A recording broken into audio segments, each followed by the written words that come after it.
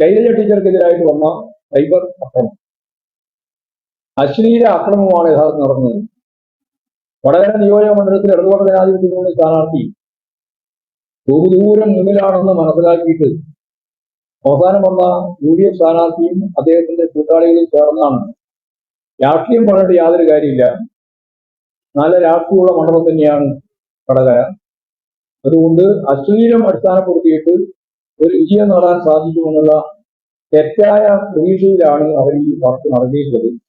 അതിനെതിരായി ഇപ്പോഴും ടീച്ചർ തന്നെ ഇലക്ഷൻ കമ്മീഷൻ ഉൾപ്പെടെയുള്ളവർക്ക് അപേക്ഷ നൽകിയിട്ടുണ്ട്. ആ പരാതി പരിഹരിക്കണം.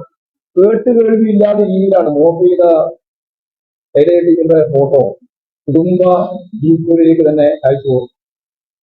വളരെ അവമാനകരമായ കാര്യമാണ്. അപ്പോൾ അത് സംബന്ധിച്ചുള്ള കൃത്യമായ അന്വേഷണം നടത്തി ആവശ്യമായ നിലപാട് സ്വീകരിക്കണമെന്ന് തന്നെയാണ് ചൂണ്ടിക്കാണിക്കുന്നത്.